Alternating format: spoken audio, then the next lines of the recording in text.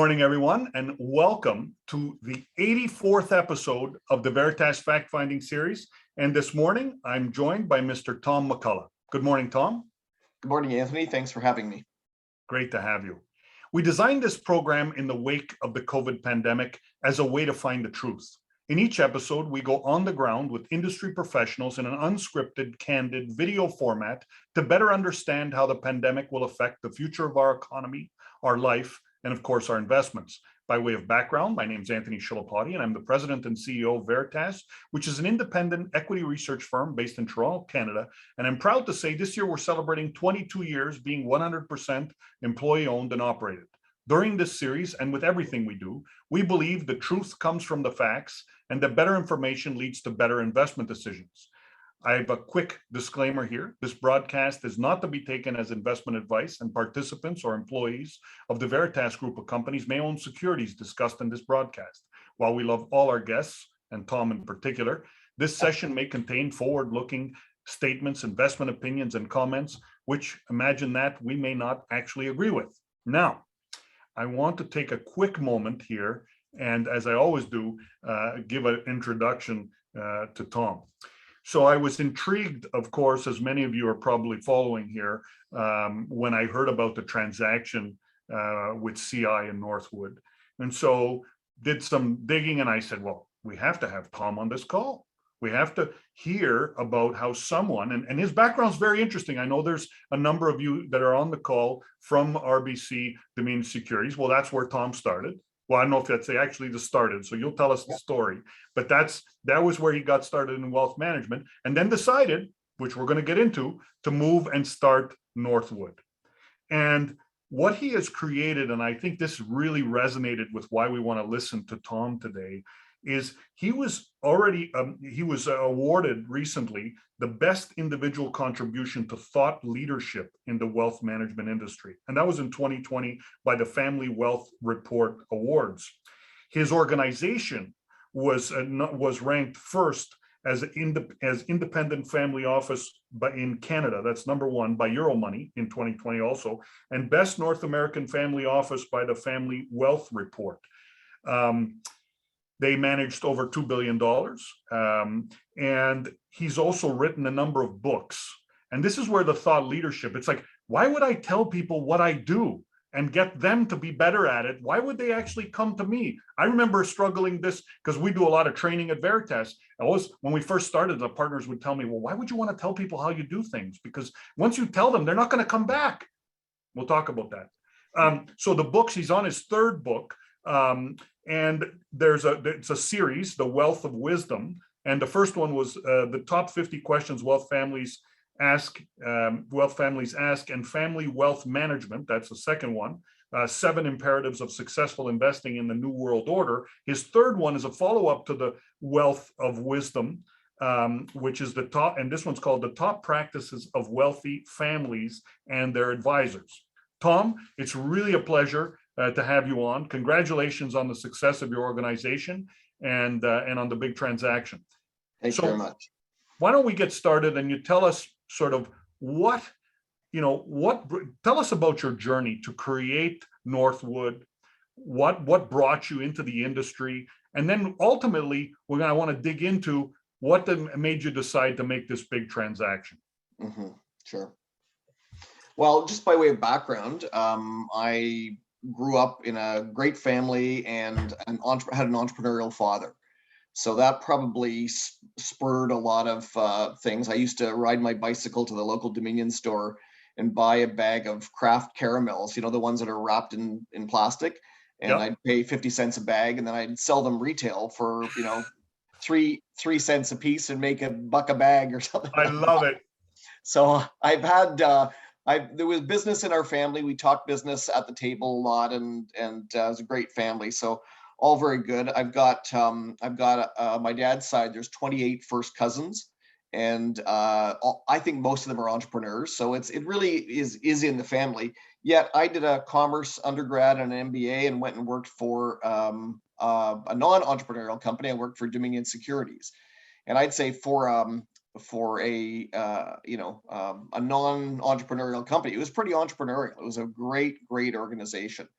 and ultimately was bought by RBC. And I spent 20 years there, which was really a shock to me because I thought I'd do lots of different things, but it was just such a great organization. And I really learned a ton. I ended up on the executive committee of RBC Wealth and really enjoyed it.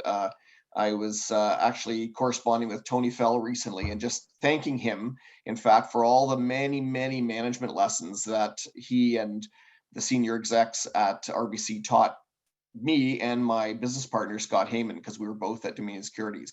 A lot of the things that we practice at Northwood, I learned under Tony and many other great people at Dominion Securities. I think Tony might be listening today, and so I've been bugging Tony to come on. So Tony, you're out there, you're listening. He's gonna be one of my guests coming up. I teased him over Christmas. We had a little get together, and I said, Tony, your time's coming up. So he's listening. We're gonna have him on. Excellent. Hope I helped. I think you listen. Every plug helps. Anyway, so tell us then, what made you start Northwood? What was it that you saw in 2022, in 2002, 2003, you're getting going? I mean, obviously we're all here. There's a number of wealth managers on the call, and the whole, shtick of family office, everybody's talking about it. So you were talking family office before people could spell it. So what was it that you saw? Yeah, it's true. I'm not sure I even knew it was family office back then or what to call it, but this is in the around 2000 or so. My father said to me, we should sort out our affairs before I die versus after. I thought, well, that's probably a pretty good idea. So what did I do? I went to our accountant and, small firm, good guy, dealt with him for years, and told him that. And immediately he said, you can do an estate freeze. Here's the name of a lawyer, or you can do joint last to die insurance on your parents, and handed the problem back to me. The conversation was probably about 2 minutes.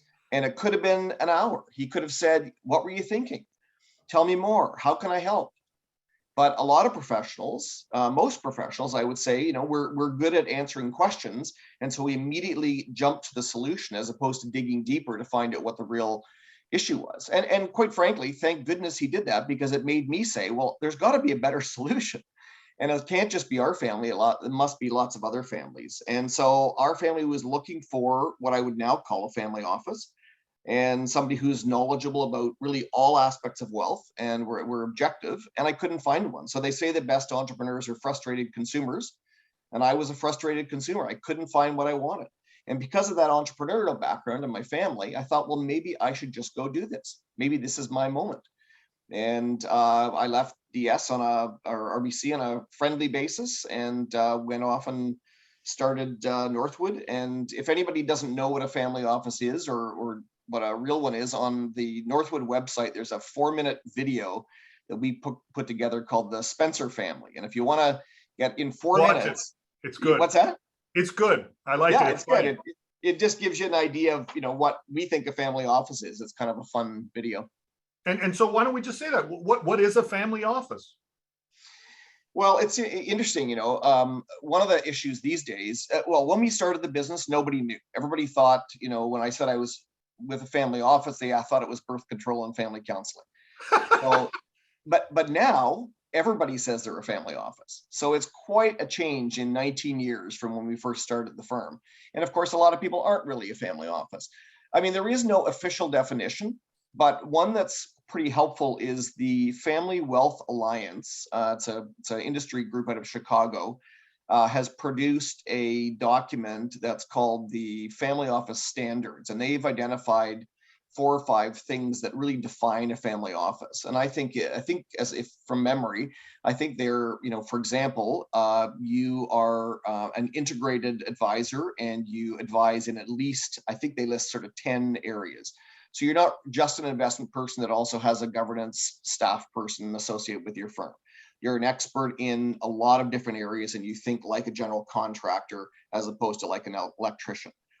Another factor is that you specialize only in ultra high net worth families. Another one is that you are objective in the way you operate. And I think the third one is that you have deep experience. So those really are very different. And it's funny, when I left RBC, sometimes people say, you left to compete. And it's funny, I never thought about it being competing. I thought about it like being, that book, The Blue Ocean Strategy, where it's a completely different category and there are no competitors. So I thought I was leaving a great investment firm, which it was, to start something completely different, a family office, which is objective, independent, integrated, operates more like a professional service firm than a product organization. So let's talk about the name, because flipping through your firm, I always, so it's funny because I always ask, I'm interviewing all the time looking for great talent for Veritas, and I always ask them what Veritas means. And it's it's like there's a reason why you gave the name Veritas in our case, and there's a reason why you gave the name Northwood. Why don't you tell us about that? Because I think that's part of your strategy. I should say that my high school motto was Nil Veritur Veritas, which meant the truth fears nothing. And I believe that personally. So are you fighting? What have you got here? In vino veritas. Well, there's also that. also very important. Our tagline is Veritas Omnium Vincit, which means truth conquers all. There you go. Same kind of thing. So you got it. Yeah, so we thought really carefully about our name, and it's interesting. We have 3 trees in our logo, and each of those trees stands for one of the values that we want to deliver to clients. And coincidentally, or maybe not coincidentally, it ties in with our name. So the first piece of the name is North, and what we want to do is help people figure out what is north for them. It evokes the picture of a compass. And the interesting thing is in this world is that north is different for every family. What is important in my family is going to be different than what's important in your family, but it's extremely key to help people figure out what is north for them. And they often don't really know. So that is our first tree, which is direction. We help people figure out their direction. The second part of the name is wood, Northwood, and a wood evokes a picture of a forest. And what we think is that all people who are taking advantage of services and financial services have all these, I'll say, trees in front of them. Right in front of them is, their broker and their investment manager and their insurance person and different products and different statements, and they miss the forest for the trees. So what we try and help them do is get perspective. So direction, north, perspective, see the forest for the trees or the wood. And we think if you have direction and perspective, the result is confidence. Confidence that things are looked after, taken care of, and there's somebody who is watching it for you and is on your side.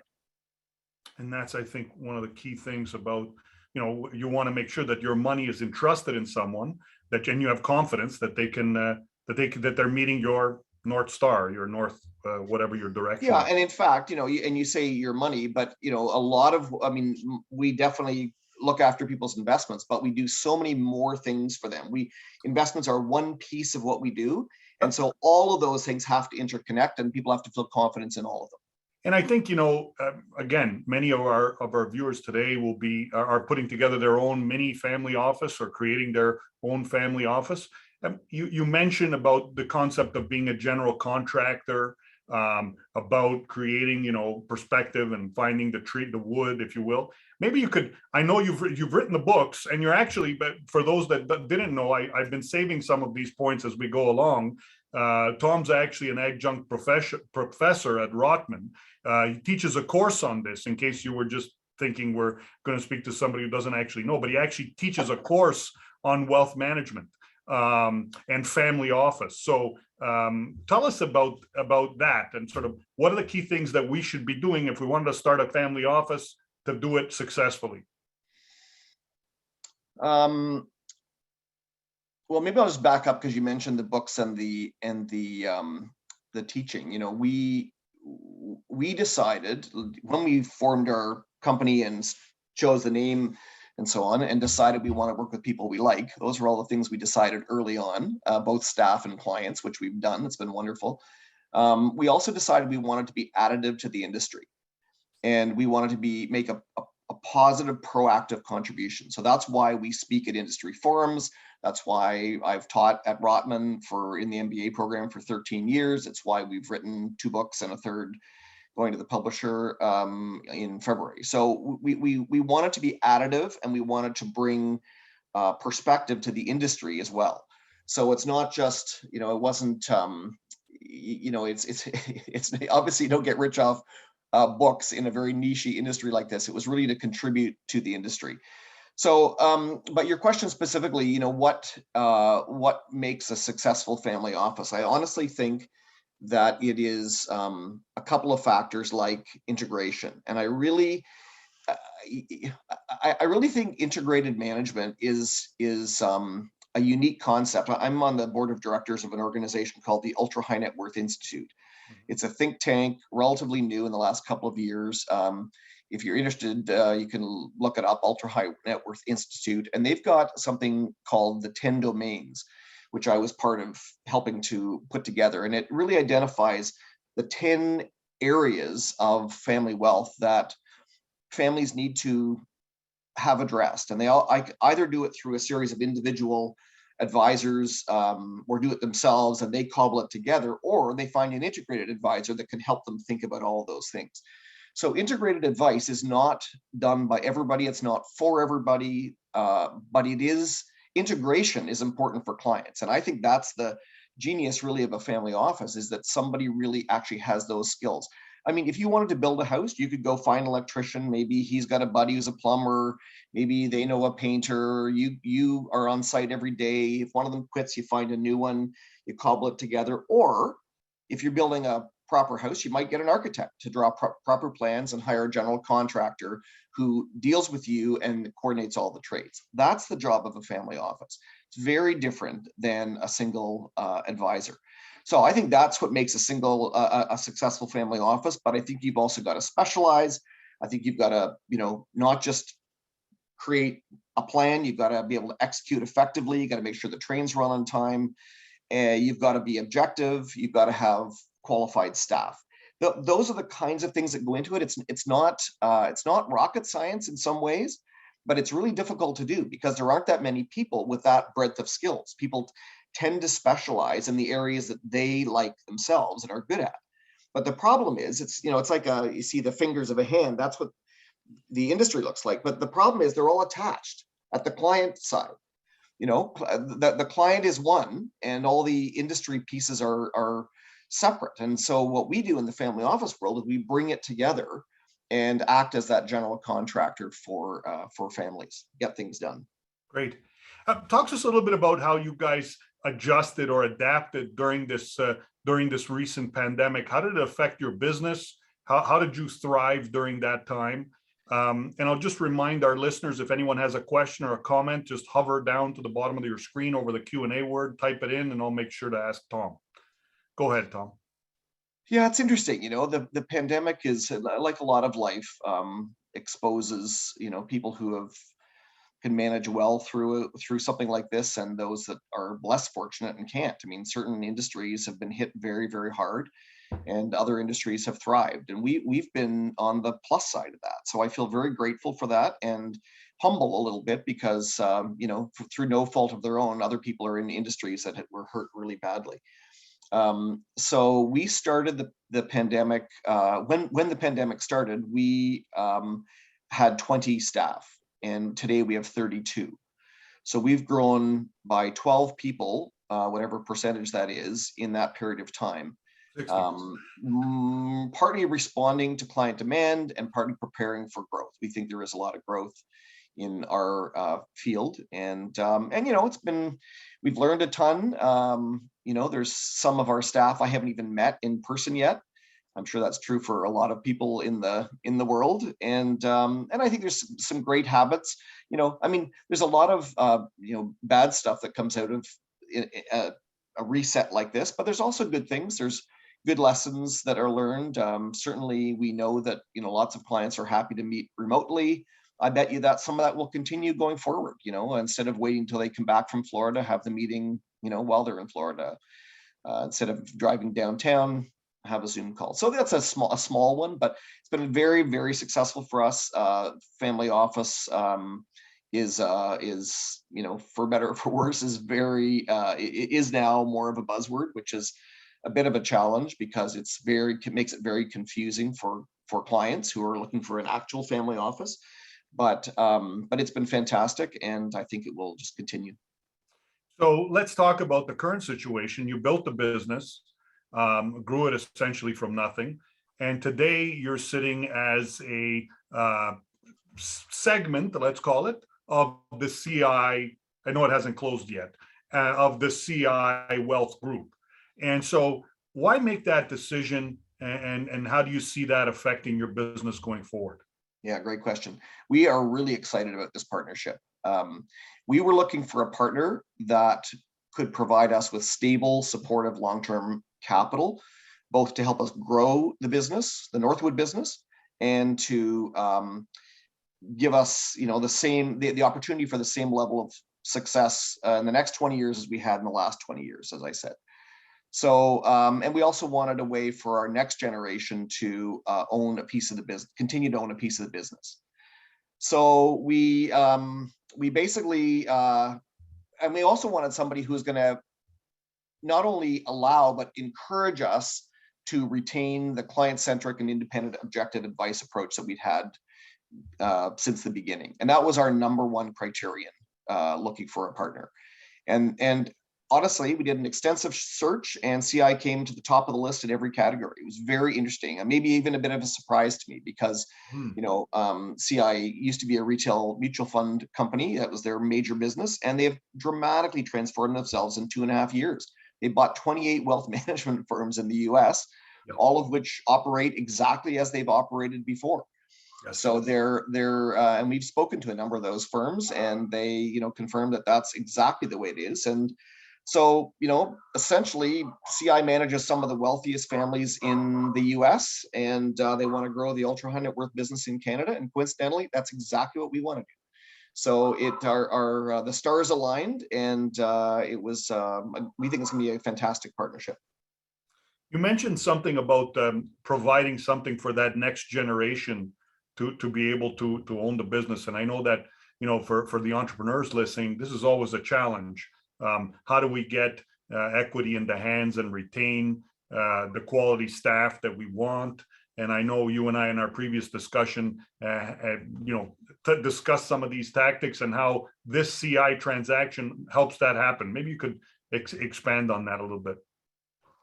Yeah, I mean, CI has decided that that's the way they want to operate the firms that they have bought, which is to have them operate independently, and that's certainly the same with us. In addition to that, it's always challenging for a firm to help the next gen buy shares in a private company, because the bank doesn't take shares as collateral. So in this case, we'll have backing for those shares and just make it much, much easier for staff to buy shares. And staff will be able to own shares in a wealth management entity, not necessarily in the whole CI business. So it'll be very closely connected to the work that they do all day, every day. So the details are still to be worked out, but that's our game plan, and we're excited about it. So you said there's lots of opportunity in the space, and sort of what are the key tactics here that you guys are going to be putting in place to sort of capture and grow the platform that CI has afforded you?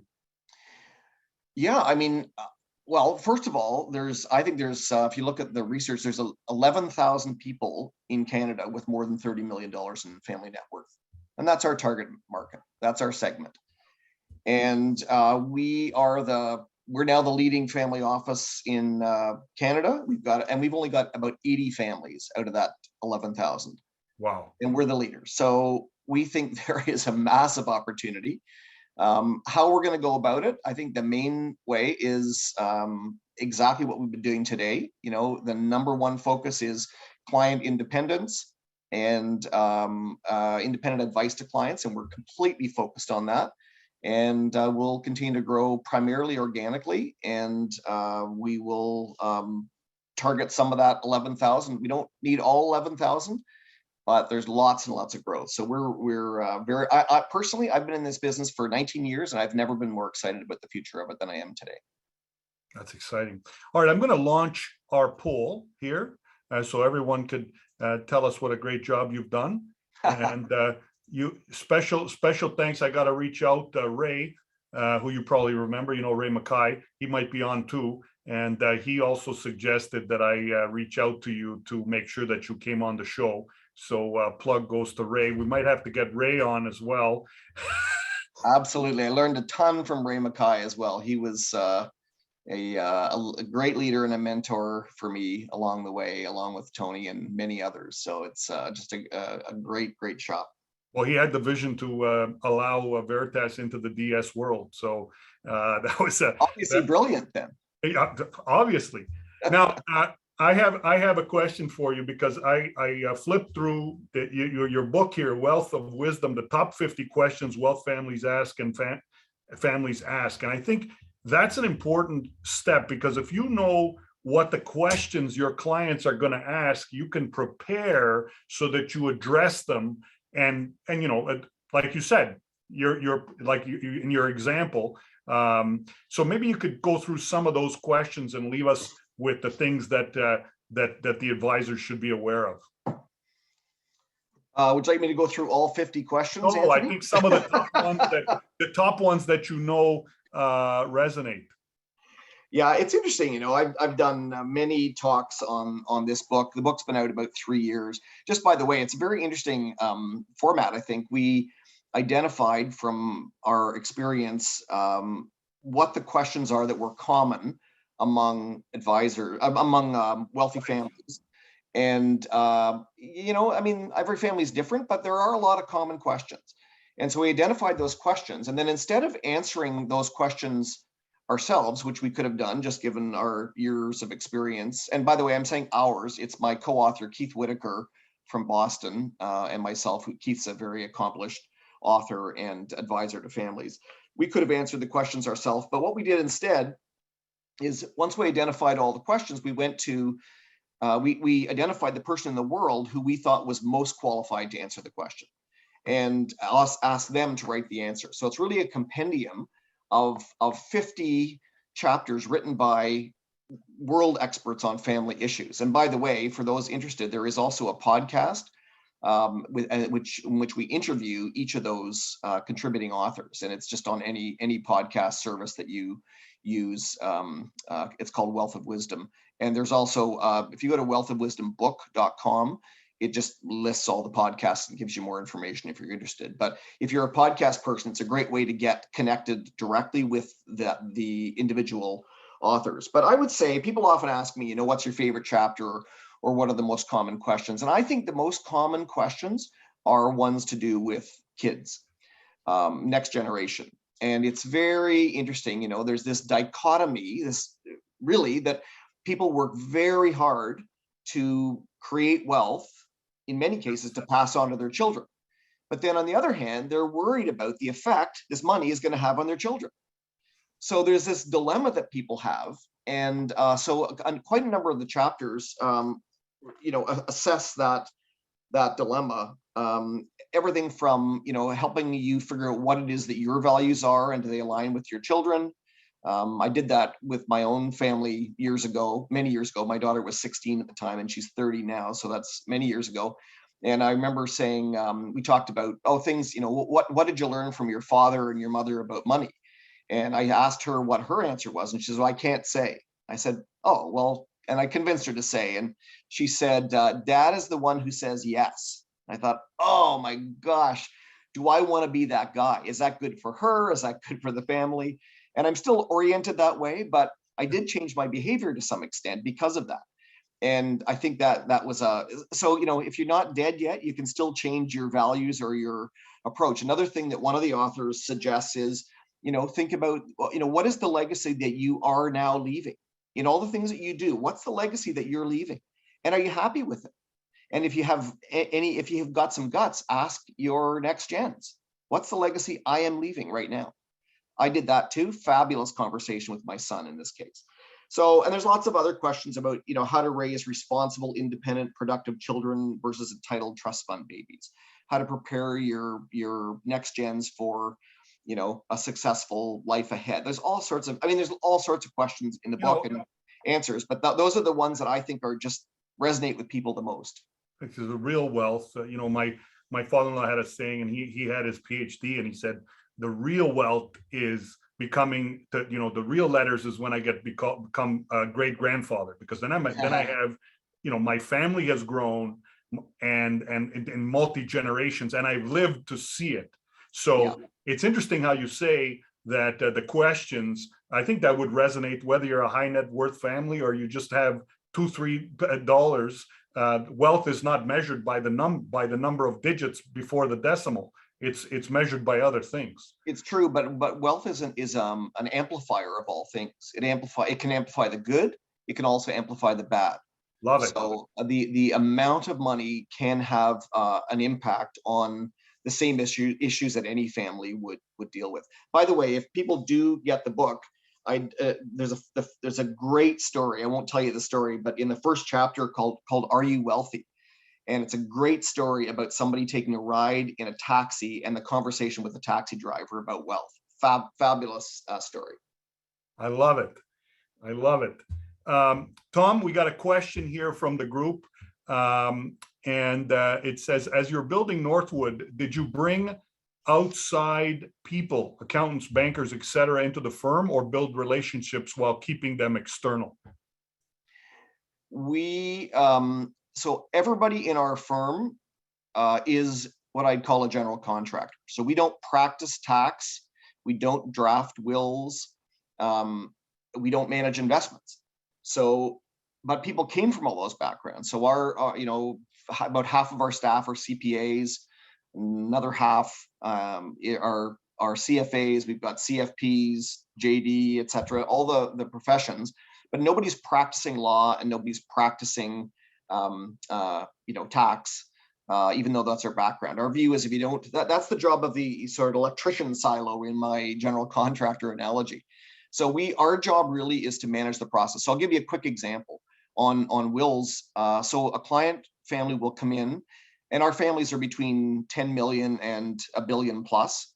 And a family will come in and we'll take their existing 20-page will and put it into a 2-page flow chart, a picture, a diagram. And then we'll have the conversation with them about how all the pieces work. We'll overlay their financial information on it. We'll have all those conversations, ask the questions and make notes on it. And then we'll give that to the lawyer, and the lawyer will draft. We'll look at the copy when it comes back, and then the client meets with the lawyer. So that's an example of how we integrate other professions. We don't, every service is really external to us. I see. Okay. Listen, Tom, is there any bouts of last comments of wisdom that you want to make sure that you leave on us today? Oh my gosh. Well, I'm thinking, if you are an advisor listening to this and thinking about the world and your practice and how you operate, I think one of the things that comes to mind is, in Wayne Gretzky-esque, skate to where the puck is going to be. And that's what we thought we were doing. And it turned out to be true 19 years ago.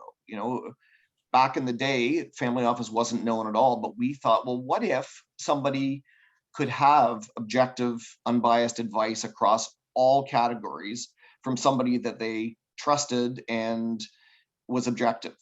Wouldn't that be great? Could we build that? And indeed, that's exactly what happened. And so I think that's an idea of having a vision of where you're going and what the market needs, and work toward that and hire the right kind of staff and get the right kind of education to do that. I think despite all the talk, there's not a lot of people who really do have that wide range of skills. I think that trend is going to continue. So I would work on that. The second thing I'd say is I'd spend less time talking and more time listening, ask more questions. Remember that accountant I told you about way back when? Great guy, but he came to me immediately with a solution. My favorite question when clients say something is, tell me Tell me more. What were you thinking? How did you decide that? And what you do is you draw out the client and help them figure out what it is that they're thinking, because sometimes in the talking about it is how you figure out what's important to you. And then the last lesson I'll say, the last comment I'll say, and maybe we've all learned this a little bit during COVID, is, I don't know, a little bit of kindness and grace. You never really know what's just happened in the person's life that you meet, whether it be a client or a colleague or somebody on the street.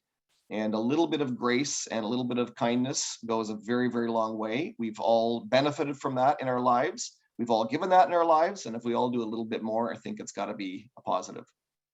Awesome.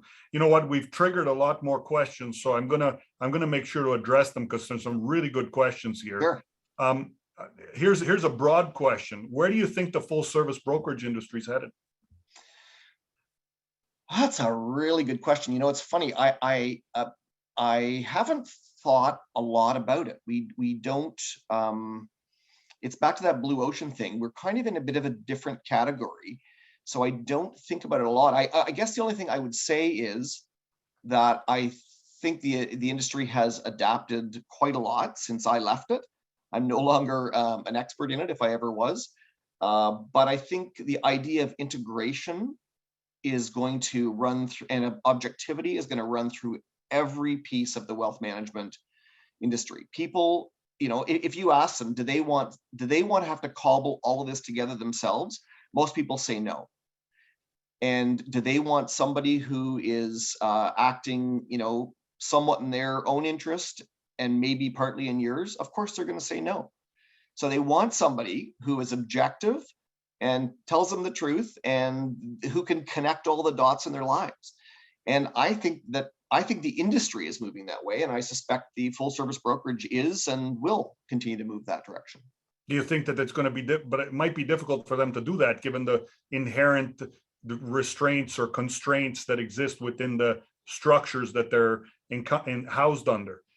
Well, I'll leave that for some of those people to comment on. I can comment on my little blue ocean industry, not so much on theirs. All right, good question, good answer. All right, now here's a good one, a little bit more blue sky, but back to your wisdom concepts. How do you help families deal with risk? Yeah, it's a great question. And risk, is a many splendored thing, isn't it? It's not just volatility. It's all sorts of aspects. I would say goals and facts are the two most helpful things that we use. So our view is there's only two things you can do with money. And I'm going to talk about money risk primarily for the moment, but there's only two things you can do with money. You can spend it or give it away. You can invest it or save it, but that's to spend or give away. So in some ways, you've got lifetime spending and you've got legacy spending. So we do a balance sheet for every client. And on the asset side of the balance sheet is all the things you might expect, the business and investments and, future inheritances and who knows what else. But on the liability side, what are liabilities for wealthy families? It's not usually debt unless it's an operating line or credit line. So what is it? What's on the balance sheet, the liability side of the balance sheet? It is self-imposed liabilities. It's planned spending. I'm going to spend $1 million a year as a family. I want to give 10 million to each of my kids. I want to give 50 million to the hospital. I want to start another business. So when so what is the role of assets? The role of assets is to fund liabilities. It's not that surprising. Basically, it's what pension funds and insurance companies do. They use assets to fund liabilities. So the idea of risk, people often think, what's my risk tolerance? I think risk tolerance is it's a floppy concept, because your risk tolerance depends a lot on the day and what's happening in markets. What's more important is risk capacity. What capacity do you have to take and withstand risk? And some of that's understood by understanding your balance sheet. And the risk, really, we think, is not being able to meet those liabilities, not meeting those objectives.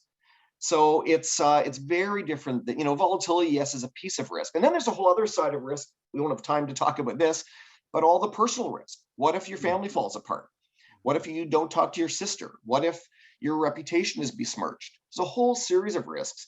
And if you walk through them all, you set goals in all those areas, and you have facts to back up what the game plan is and a plan to make it, then we think the risk is more limited. And so, it reminds me of Charlie Ellis. Somebody said to him, do you find portfolio management is more of an art or a science? And he said, I think it's more a matter of engineering. And it's like building a bridge across a river, so a client is here and they need to get to there, whatever there is. It's, it's their retirement or death or 5 generations out. And the engineer has to build a bridge that can withstand all the potential risks, 1,000 cars at one time, hurricane force winds, shifting sands. And so that's how we think our job is to help people get from here to there with the highest probability. And that's risk management, in my opinion. Wow. For those of you, I'm going to give another plug for another session I had, because that was fantastic. You know what? I'm actually going to go home, and I am home right now, but I am going to go back to the drawing board over the next couple of weeks. Every year I put together a balance sheet of my assets. This is what I have, right? And how do I plan to grow them and so on. But I haven't actually put the other side, which is, what do I want to do with this money? And that liability side, I mean, I know what the liabilities I have, but it's not just the ones I have now, but the ones I want to have later. That's right. I really like that concept. And I think one thing I'm going to add to that is, with these liabilities or potential risks, and I go back to what we had Ron Dembo on, Professor Ron Dembo. He was fantastic talking about risk thinking. What you do is, each of those risks, you have to see, okay, what's the probability of that happening? And then if it happens, how bad is the negative? How bad is the hit?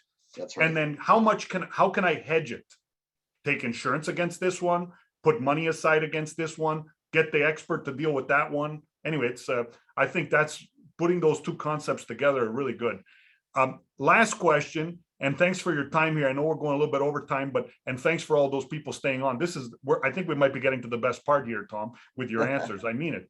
But this another good question here comes from my friend Tom, also Strezos. He was on our session before, and he's a business valuator. So of course he's got to ask this question. Actually, one of our analysts, actually told me I had to ask you this. So I'm glad Tom reminded me. The transaction. I know you can't disclose the details of dollars, but was it based on revenue or income or EBITDA? Just as multiple. How did you guys factor thinking about that? Well, I would say, yes, I can't disclose anything about it, of course, but I would say that most businesses and most buyers of firms are practical people, and they have to look at, what kind of earnings a business generates. So there's many, factors that analysts use to evaluate companies, but I think most buyers ultimately come down to earnings.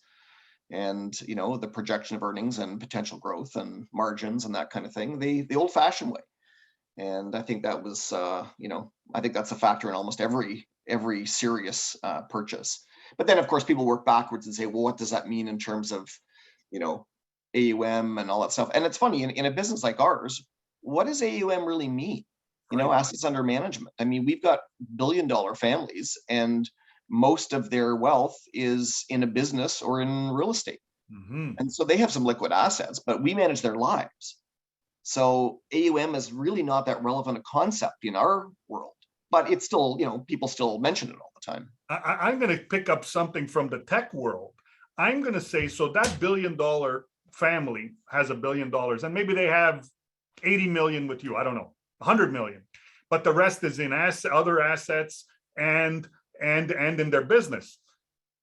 So the TAM of your client is $1 billion. How much your AUM is only maybe 80 million or 100 million.